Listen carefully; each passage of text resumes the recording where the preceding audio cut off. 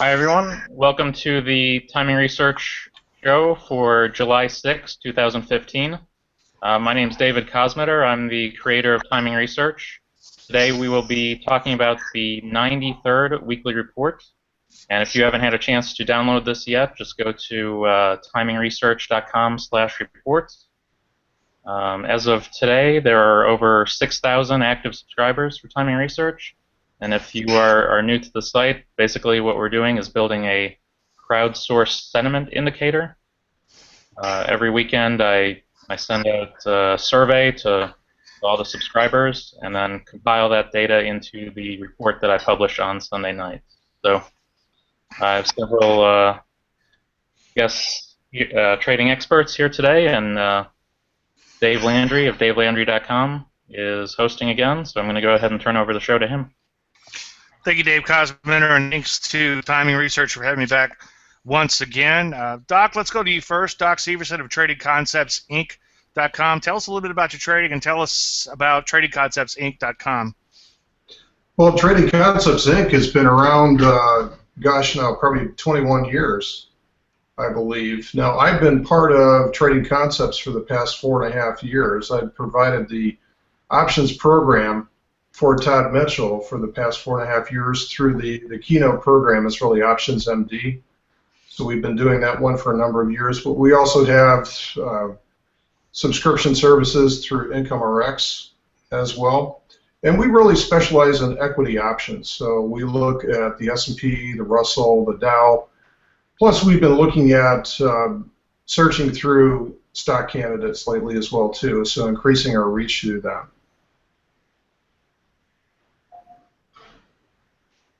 Is Dave still there? All right. I think Dave's having some more technical issues. Rob Hanna, we can go to you if you'd like to tell us a little bit about your site. Sure. I run QuantifiableEdges.com, which has been around since 2008, and the primary focus there is looking for quantitative edges, primarily short swing term type edges. I also do some intermediate term research there as well. I've also run a site for the last couple of years called OvernightEdges.com, and the primary focus of that is looking to take advantage of market movement between today's close and tomorrow's open. And that's soon going to be a part of InvestaQuant within a few days. We'll have everything moved up from Overnight Edges to InvestaQuant, and it'll be part of the InvestaQuant package. So that's what I'm up to right now. Okay, great. And sorry, Doc, I didn't cut you off, did I? Did you have anything else you wanted to say? No, I was done. Okay, great. And Ken, let's go to you. Just tell us a little bit about yourself and your trading and site. Hi, my name is Ken W. Chow. I want to thank everybody for having me here for the first time. I'm a mentor with Pacific Trading Academy, and they're an educational service company. As a mentor, what I do personally is I share my trading approach, which is pretty much chart reading, short-term chart reading, swing trading, and personally, I do a lot of day trading in the crude oil and the ES mini futures. So basically, it's all pure chart reading, basic bar charts, and that's what I specialize in. Okay, great. Thank you.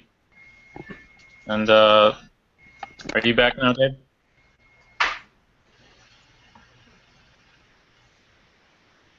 Looks like you're muted.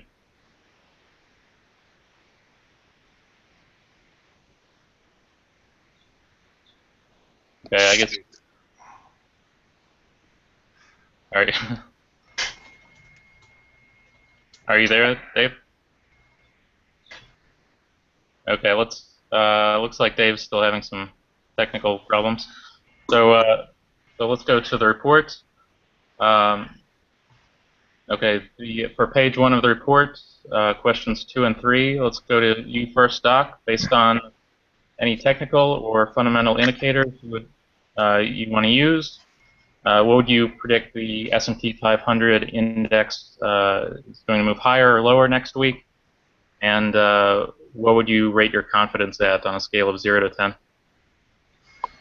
Well, let me first say one thing about that. I usually don't predict anything. I set up ranges. So what I call is I frame in the price action, and I look for these consolidation zones. If it breaks higher than that, then I'm going to take the bullish end of it. If it breaks below that, then I'm usually positioned short for that. So I think it's important that we get into this mode where we're not trying to predict things, but I understand what it is that you do and things like that, because we're looking for a contrarian sense of that. But I guess I'm surprised that we've seen a little bit of weakness lately, and so therefore I'm expecting to see the price break out of this range, even if it creates a weekly lower high that ends up setting up in the next 2 weeks or so. I would expect to see the range break above 2085 in the S&P by the end of this week. And I would say I give that a 70% confidence level. Okay, so you think your best guess is higher for the week? I would say best guess is higher for the week, assuming that we have the current set of news that's already priced in. Okay. And all right. And now, Rob, what do you think the S&P 500 is going to go higher or lower next week? And what would you rate your confidence at? Most of the stuff I'm looking at right now is suggesting we'll get a bounce in the next several days. So I would think we'll be higher by the end of the week.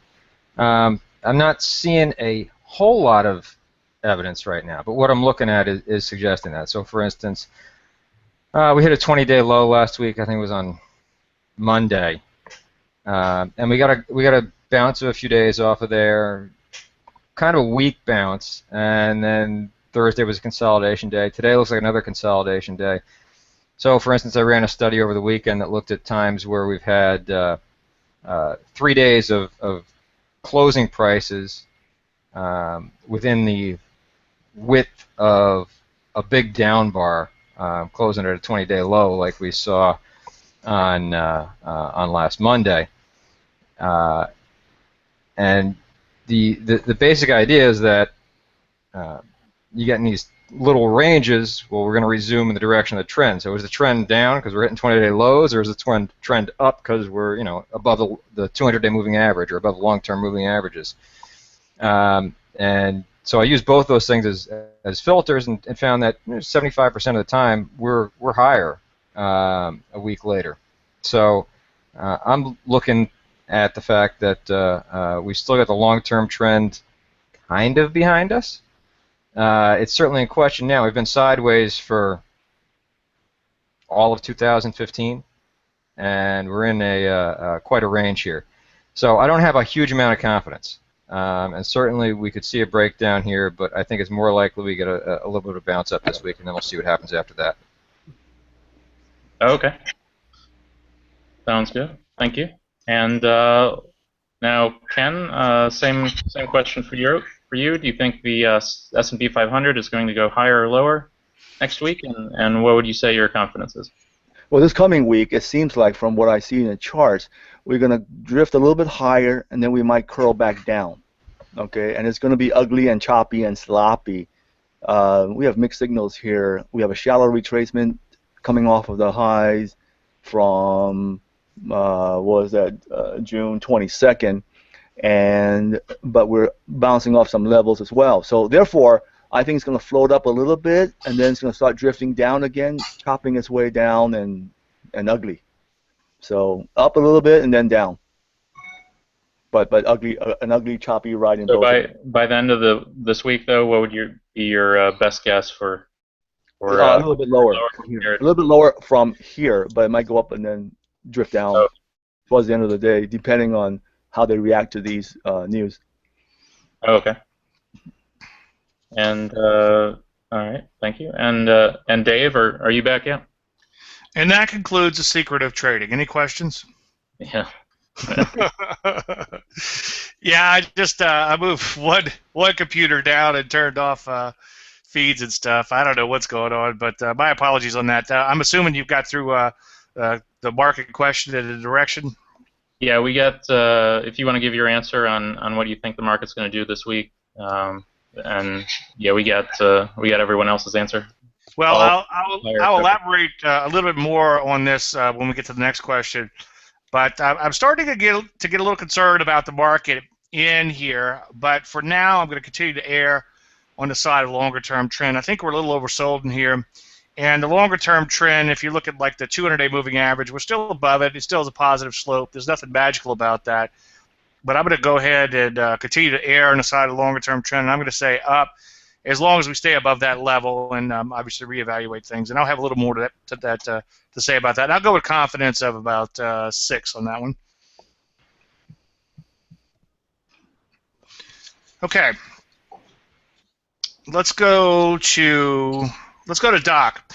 Doc, what developing events, and if you say Greece, I have to take a shot, but you guys won't be able to see me take a shot this week, of Uzo. Technical fundamental, will you be watching out for this week that might have a positive or negative impact on the S&P 500 and other U.S. markets? So what are you watching, Doc? Well, I think it comes down to certainty. I mean, you know, I'm not going to mention Greece because I fully expected the market not to have a reaction to Greece last week, and so I was a little surprised to see last Monday that we had a negative downside to that because I thought that had fully been priced in. So it comes down to certainty. If the right Fed heads, if the right European heads of countries, if the right member nations of the EU step in, and there's more of a conciliatory tone towards everything, then I think you'll see the market drift higher on certainty. If the Greeks continue to be very rebellious and they continue to basically say, you know, hey, we got your EU right here, then I think the uncertainty will continue to be a test of the downside of the range of, what is it, about 2056 right now. So I think it's going to be the same old thing unless what typically happens when we have these sort of bearish corrections is that all of a sudden the negative news starts to multiply. I'm sure you guys have seen that before when all of a sudden the mood shifts, then all of a sudden one thing after another. So it becomes sort of an avalanche of negative news. So we don't know what we don't know yet. So if there's another piece of negative, unpriced in news that comes out this week, I think that's going to be a problem, going to be pushing us down to the downside. But right now it's all about certainty. Okay. Ken, let's go to you. I have a few things to say about that, but I don't want to step on anybody's toes. Let's keep moving along. Ken, let's go to you next. What developing events, technical or fundamental, will you be watching out for this week that might have a positive or negative impact on the S&P 500 and other U.S. markets? Well, I am not a fundamental trader. I don't pay attention to the fundamentals at all. The reason why is that there are so many variables out there. Would the Greece situation be weighted more heavily versus what the Feds might do? Will something on Wall Street pop its head up? Will something that CNBC decide to cover that is unknown going to be whatever? How do you weigh one heavy fundamental event over another? What I do is I say, look, everything is built in and baked into the charts. Amen. And what I say is I see a shallow retracement. That means I can project that it's going to go further in that direction in terms of the trend strength zooming in that direction. And there's some certain zones that are overbought, oversold based on how fast and how much momentum the move is. So I don't pay attention to the news, although I will pay attention as to when the news will hit the fan, meaning if the Fed's going to be announcing at 11:15 here in LA, I'm going to watch to see how they react. But I'm not going to step in front and say it's going to be Greece or anything else. I won't be able to do that. I won't do that. So it's all based on chart patterns only for me. Amen. Cool. Okay, Rob, to you next. Rob's a friend of mine. We go way back, further than I care to admit. Glad to have you here. What developing events, technical and fundamental, will you be watching out for this week that might have a positive or negative impact on the S&P 500 and other U.S. markets? Well, like Ken, I don't really trade off the fundamentals. I don't.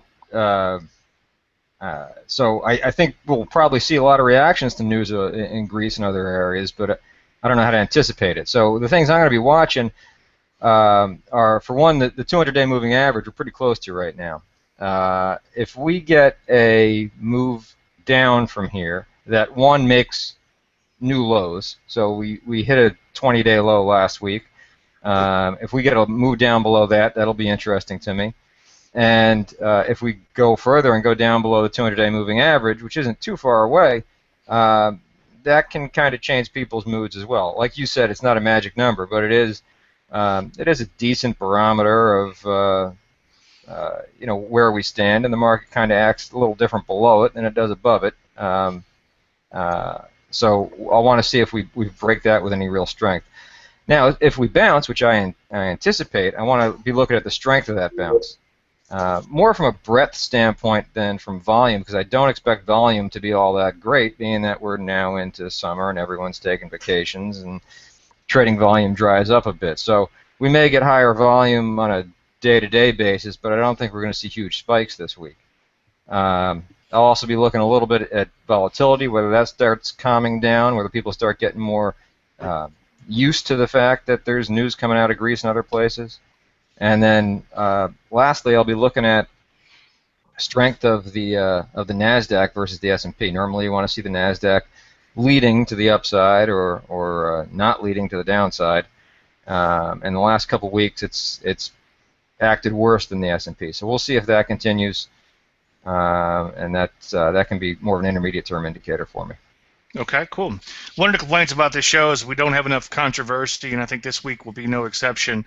I pretty much agree with everything that everyone said so far. First of all, just a brief introduction. I am a pure technical trader, so I'm not really concerning myself with the news events. I'll have a little to say about that in 1 second. But for those of you who don't know me, DaveLandry.com is my website, and I have a 21-page report on the methodology. If you just go there and click on free reports, you'll have about 95% of the methodology. The rest is just details. But as far as watching the news, I think that's a bad idea. The media will make you think that there's some sort of logical connection between news and what a market does. And as I wrote in my column today, if there were such a connection, there would be no journalists, because the journalists would go off to run hedge funds.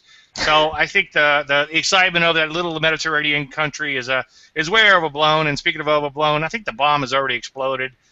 Europe wants it to go away, and again, it's a reaction to the news, not in and of itself. I do like what Doc said. It seems like you do sometimes end up with an avalanche of news once the market begins to roll over. And I am a little concerned in here that if you look at the what I call the bow tie moving averages, the 10-day simple, the 20-day exponential, and 30-day exponential, keep an eye on those, especially like in the NASDAQ when the market makes an all-time high and those moving averages begin to roll over and cross over. And also, as I wrote in today's column, just can't pull up charts, but if you look on my homepage, I don't know if this is going to come out or not, but you notice that we just had brand new all-time highs in the NASDAQ, and recently, not too far long ago, in the SP 500.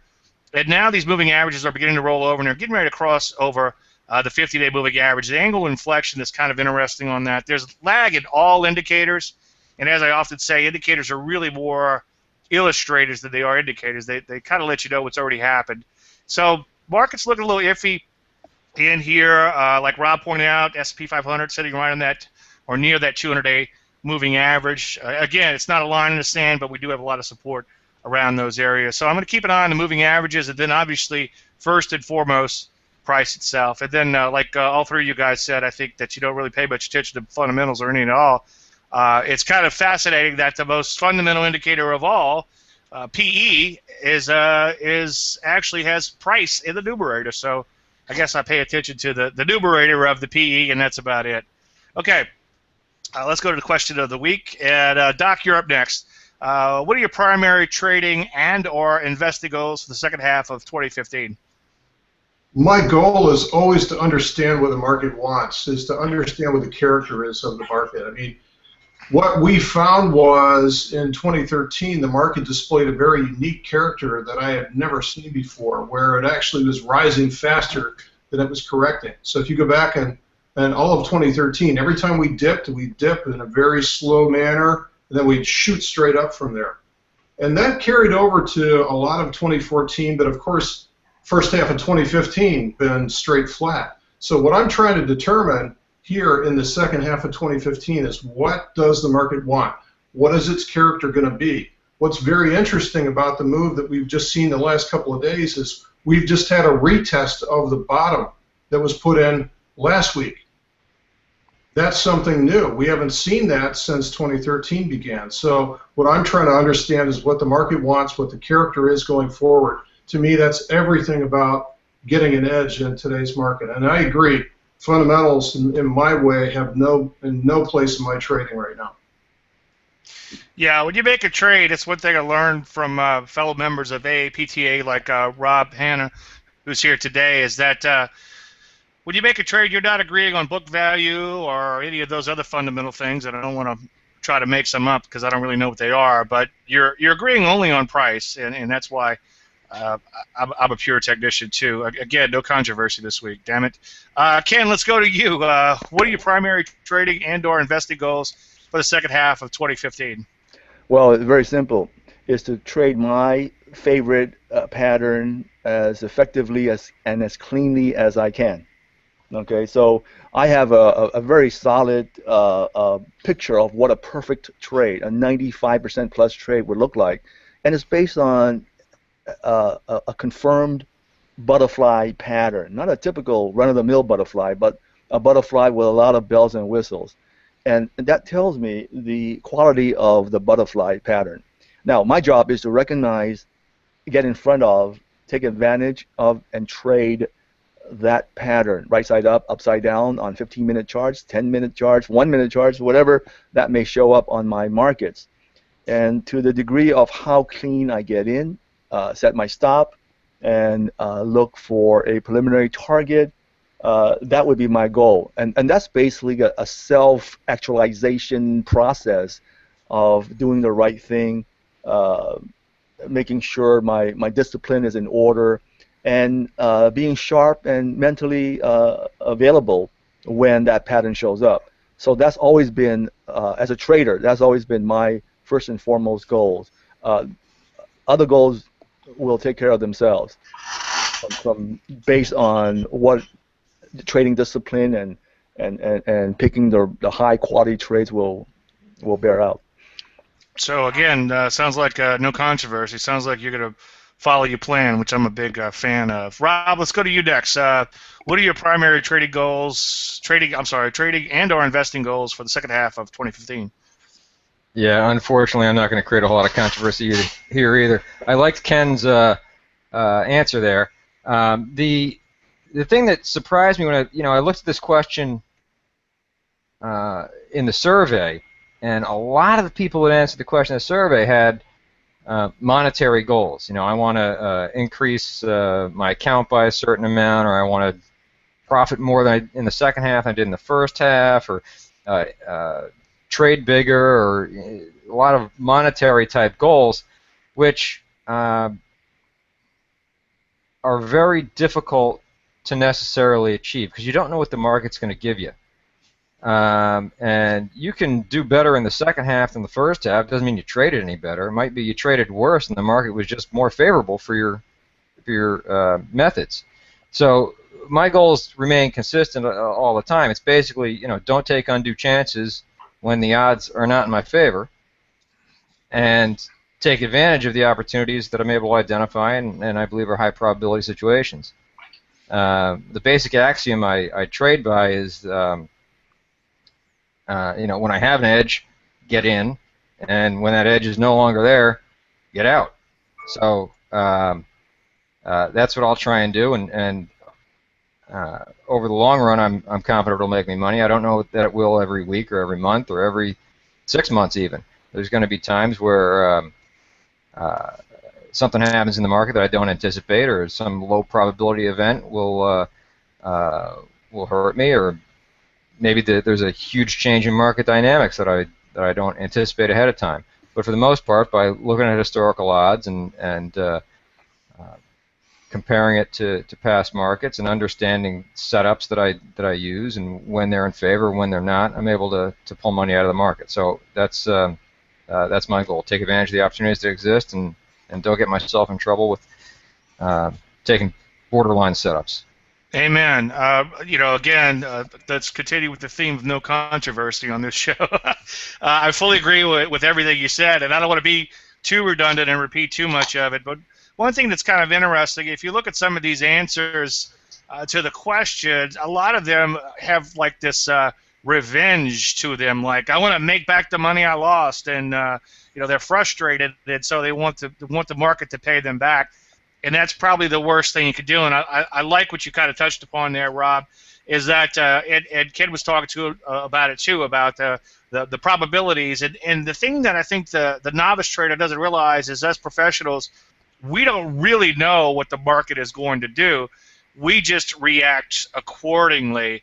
And I can't, yeah, my goal would be to make more money than I made in the first half of this year, but I'm willing to take what the market gives me, if anything. And again, I keep coming back to today's column, but I get a little philosophical when the market gets a little choppy and sideways. But right now might be the best time to just sit on your hands and let the market come to you. There's a saying in the South, the sun doesn't shine on the same dog's ass every day.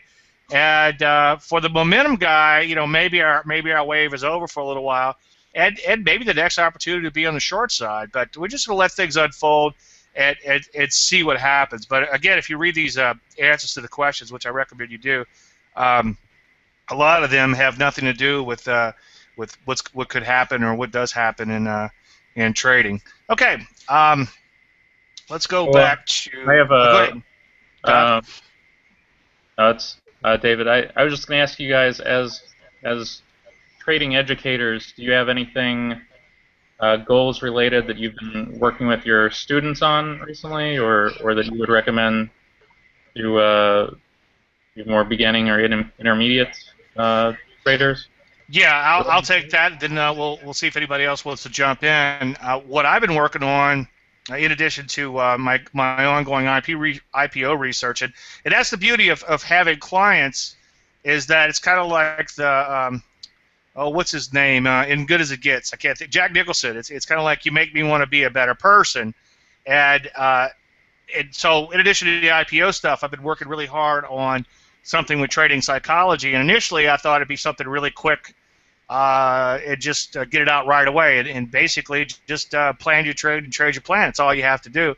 But when I started taking notes on it, I'm about 10, 15 pages into notes just on what I want to cover, and I think it's going to take a long time, one, to put it together, and number two, to present it. So that's what I've been working on, and trading psychology is vitally important, and I think it's almost a point now where it's consumed me, and I'm glad that I have clients, so I could give something to them to really help them out with it, because a lot of people struggle. I mean, if you don't have the mindset to follow your plan and to have a plan to begin with, then you might as well go do something else. But it's tough for many, and there's a lot of things you have to deal with. Just last point on that, like right now we're going through a drawdown, and it's a few people. Some of the people on my service have never seen a drawdown. They just thought you just make money and follow along, and this is their first.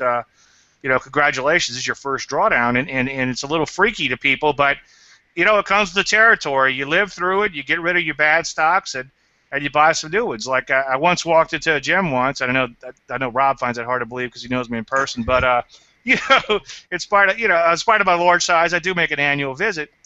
And the receptionist, kind of, bubble-headed, bleach blonde. It's like, what's wrong with you? And I was like, must have been on my face. And I said, well, I'm in a bunch of bad stocks. And she says, well, sell them and buy a bunch of good ones. And it's like, you know what? She's right. I'm Mr. MBA and blah blah blah. But she's right. So if we get weeded out of some of these bad stocks, we might just have to sit for a while and find some good ones. Doc and Rob and Ken, why don't you guys jump in on that question?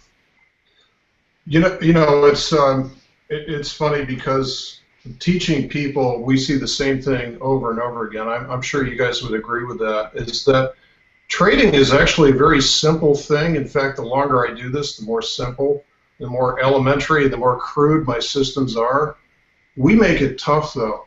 We make it hard on ourselves. And what I've found is I've done a lot of research into this recently, and the subconscious mind, is there to protect us, and I understand now why we do the things that we do, and basically we have to train that subconscious mind. But the problem is nobody wants to invest money into understanding how to fix your mind and optimize your mind so that you can trade well. So a lot of things that we talk about, like trade your plan, set up your rules, do all that kind of things, that tends to, over time, will condition your mind to do so. But for that reason, I'm actually writing a book about this, probably due around September or so, to be able to do that, because that's by far, that's the trading holy grail, is understanding, be able to master what's up here. Yeah, it's interesting. Bollinger once had a tagline back when he had his group a while back of professional traders, and it basically, I wish I could say it exactly how it was worded, but it's like the true beginning is when you come full circle, when you come back to the basics, and like you said, Doc, it's like the longer you're in the business, the more simpler it becomes. Ken, you want to chime in on that? Anything else you want to add to the trading psychology? Oh yeah, a lot. First of all, you have a trader. Don't get choked up. It's okay. First of all, you have to find a system that works for you. Okay, whether it be long-term trading or options like Doc or what Rob is doing, whatever it is, a person has to find something that jives with what his comfort level is. For me, it's basically chart patterns going back 100 years called the butterfly. Okay, there are others, but I picked that one. Secondly, once you are acclimated and you know that pattern inside out logically, consciously, then you have to work on the subconscious mind. And that's, in a nutshell, you have to be able to focus and concentrate.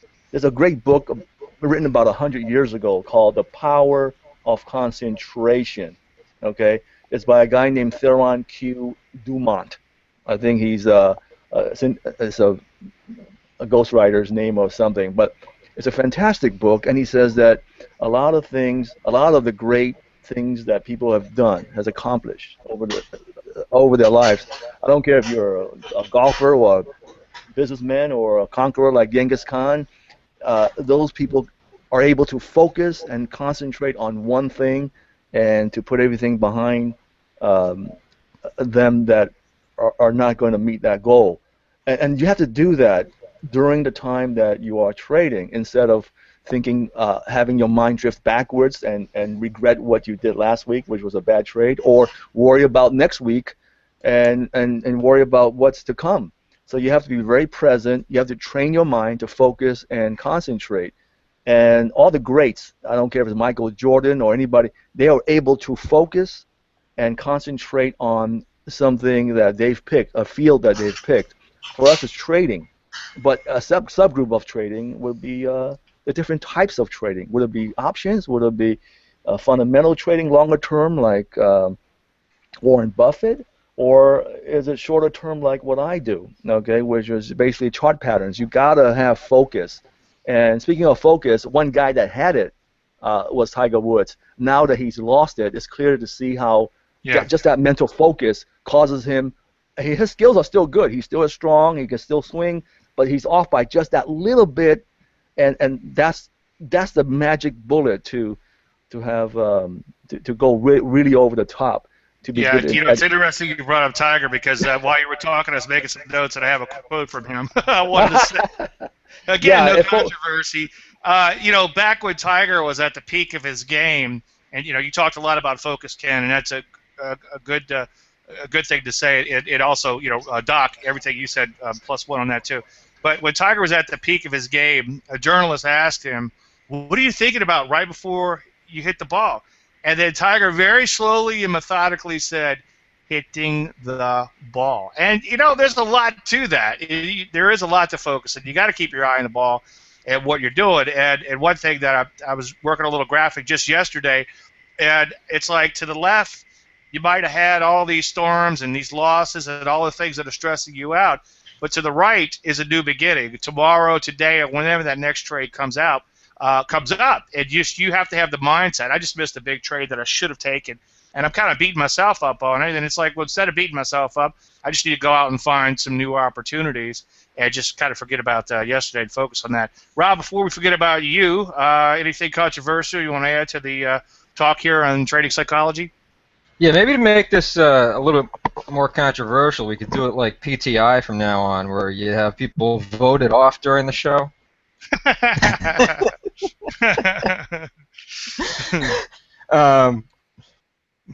wouldn't make it through the show.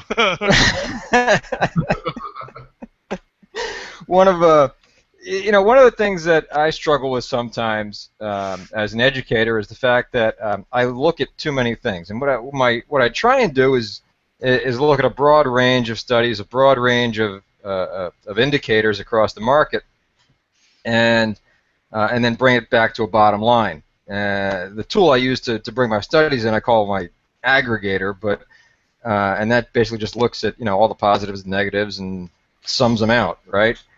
But I find a lot of people, when they see confliction among their indicators or among my studies when they're trying to interpret them, that causes a bit of confusion. I think it's the next step. It's bringing things down to, all right, what's bottom line important? Because there's a whole lot of stuff out there that's being thrown at people all the time, and a lot of people start to suffer from but, right? So. Oh well, last 15 times it set up like this, it was great. Yeah, but we got to worry about grease now. Yeah, but something else is different. So there's always something different, but you kind of got to pick what's most important and measure things out and bottom line and trade off of that. That's kind of the best you can do. So just making sure that the people that I'm educating aren't suffering from paralysis by analysis goes a long way. Yeah, again, no controversy. I agree on that. One of the things that you have to realize is that it's kind of like three things when it comes to trading. It's your mind, it's the methodology, and the money management. And I kind of see it as a three cord to a rope, and they're all three vitally important. And in the methodology, if you fully understand your methodology, that goes a long ways too, because to help you become successful, because you understand that there may be some flat times. And like right now, I last couple of days I didn't recommend any new action on my service, and guess what's going to happen? People are going to start dropping off of my service. But if I were recommending stocks and they were just total crappy stocks, I probably wouldn't lose clients, because it seems like people are out there trading action, or looking for action, I should say. So if you wrap your head around your methodology, like Ken talked a lot about his methodology, what he does, find something that you enjoy doing that makes sense to you, wrap your head around it, know that it's going to be there's going to be good times, bad times, add some stuff in the middle, and just follow along. So without going off too much, and then obviously money management will cure a multitude of sins. If you're trading at a small size, then you won't be so stressed out in your trading, and you'll do the right thing. So, okay, Doc, let's go to you. What's going on outside over there? Something exciting happening, or No, I see you looked away from your screens and out the window. I've got just a horrible case of ADD or something here, but that's the problem with having windows out here. A bird flies by and I'm trying to figure out what type it is. One thing I just want to amplify on what you talked about. You guys all know who Brett Steenbarger is. He's got this line in one of his books. I forget which one, but what he talks about is what you guys have already brought up. Find a methodology that gives you the rage to master. You've got to find something that you're willing to walk through a brick wall to learn about and be able to master that. I mean, look at Ken. Ken does one strategy, and he loves that strategy. He's mastered it. He's become an absolute expert on it. And that's really all it takes to be able to make it in this business, is one strategy, one option strategy perhaps, one setup on the chart. That's all it takes. You don't have to be a master of everything. You'll end up being a jack of all trades and a master of none if you do it that way. So find that rage to master, I think, is what we're all trying to communicate to our clients. Yeah, amen, Doc. And what I tell my clients all the time is, when you're just getting started, if you're not successful with one pattern, you're not going to be successful with 10. So get good at one thing, Yeah. and then move along. And pretty much my entire methodology is just based on pullbacks. There are some variations thereof, but for the most part, it's just trading pullbacks. Okay. I say this every week, but I think we had a really good show this week. A lot of great things came up. Doc, let's go to you. You have any closing thoughts, anything you want to leave us with, or anything else you want to tell us about TradingConceptsInc.com? Well, we're going to be starting a campaign next week. We're going to be doing a full video series on what I call the Options MD for weekly options. So it's my sort of silver level program. So if you look at, bronze, silver, gold, it's the kind of middle one, and it uses a very interesting, what I call fractal energies. So it's really pure price action on a multiple time frame basis and understanding whether markets are either in contraction or expansion.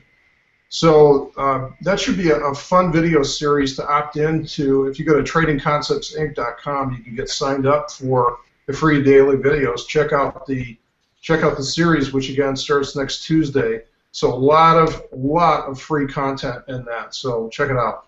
Cool. And Doc, keep me posted on that book on psychology. That sounds pretty interesting. I definitely want to put that on my trading list. I'm sorry, reading list. No, I'm not going to trade it on eBay. Don't worry about that. Ken, let's go to you next. Any closing thoughts about your trading or PacificTradingAcademy.com? Yeah, Pacific Trading Academy and I have put together a course a couple of months ago. We'll be offering another one soon, I think. But just to showcase people what I have, we'll be offering a 1-hour free presentation with a lot of content on the butterfly pattern. In fact, it is the advanced butterfly pattern. Now, everybody can Google butterfly pattern, and they'll find it all over the web. That's a good starting point. Okay.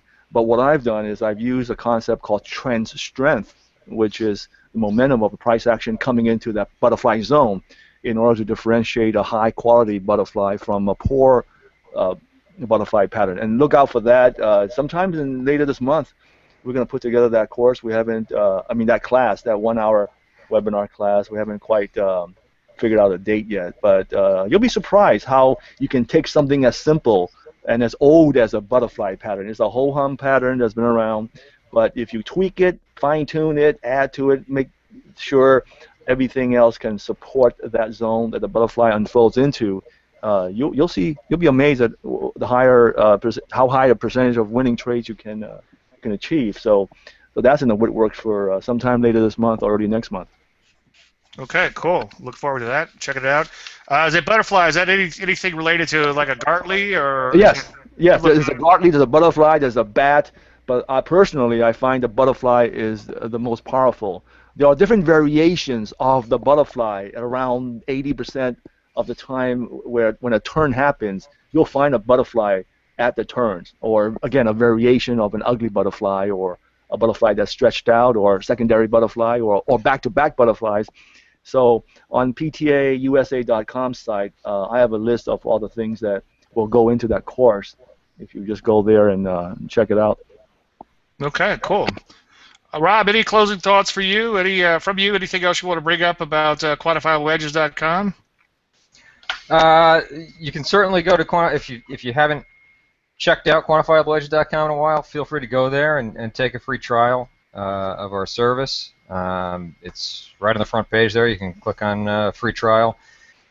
Things I'm working on now. I mentioned at the beginning of the show, Dave, while you were, I think you were replacing the hamster in your computer there. Was that overnight edges is going to be on InvestiQuant probably in a matter of days. So that's the thing. That's the top thing on my to-do list, is getting that all straightened out right now. But overnight edges will have a bunch of new functionality, and it'll be on the InvestiQuant website soon. Okay, cool. So, and then the quantifiable edges will have stuff coming out in the next few months, weeks, months. We'll see how fast I work this summer. Okay, cool. We'll keep an eye out. We'll keep an eye out for all that. And your buddy Scott over there, I know him. Scott Andrew is a good guy over there. So we'll keep an eye out for those things. Dave Landry again here. Dave at DaveLandry.com. If you have any questions, I answer all emails. Sometimes I have to add the word eventually to that. I do a weekly webinar. If you have time, every Thursday at 11 Eastern, I do what I call Dave Landry's The Weekend Charts. Usually I'll talk about something that's very current and relevant, whatever the market's doing, and then I will go on to take user questions, and then many people like to bring up their stock picks, and I have a good time analyzing the stock picks there. Every 2 or 3 weeks I do a more intensive webinar at night where we cover something, topics such as IPOs or stock selection, or how to pick stocks for like as I do in my daily trading service. So check those out. Just keep an eye out on the countdowns on my website. Now, one more thing, I have tons and tons of free stuff to get started. You don't have to spend a lot of money to get started. If you go to my website, sign up for my free newsletter, and I have over 1,300 videos on YouTube, and I have tons and tons of articles under education. And there's a lot of free reports I just put up too recently. So if you go to free reports, click on that, and you'll get an instant download on those. Again, thanks everybody for being here. Sorry about the little glitches early on. I guess I might have to swap out computers over the weekend. But anyway, great show again. I know I say this quite often, but this was a really good show. And thanks for the Ken. Thanks for the mention of the book. Also, I like the Doc. Looking forward to your book, and thanks for the mention about Brett's book. I'd forgotten about that, so I'll check those out too when I put together the psychology thing. But again, this was a great show. Thanks again to all of you guys for being here. Sorry about the glitches early on. We'll try to get those fixed between now and next Monday. David, thanks again to you and to TimingResearch.com. Let me turn the show back over to you. All right, thanks guys. Great discussion this week. Just want to mention everyone again. Ken W. Chow of PacificTradingAcademy.com. Thank you for being on first time. Thanks, Dave. Thanks for having me. Rob Hanna of QuantifiableEdges.com. Thank you for being on again. Thanks, Dave. It's always nice being here and getting to talk to Dave and everyone else. Yeah. And Doc Severson of TradingConceptsInc.com. Doc was on our first show, so thank you for being on again. Thanks, Dave, and great to meet you guys, too. You too, Doc. And Dave Landry of DaveLandry.com. Thanks for hosting again. And just want to remind everyone who's watching, you can go to TimingResearch.com/reports to download this or any past report there. And sometime later this week or next weekend before Sunday afternoon, go to TimingResearch.com/current survey and fill out the survey there, and then get the report the next reports next Sunday night. And we have a great show planned again for next week. So we have Glenn Thompson, Cameron Yost, Roy Swanson, Michael Filigera, and of course Dave Landry will be back to host. And so be sure to join us next week again. Yeah, and you know those are all good guys. So looking forward to the next week's show too. Like I say each week, I learn something from these shows, just like I think everybody else does. Good stuff coming up. Anyway, thanks again, David, and I guess that's it. All right, thanks guys. Thank you. Bye.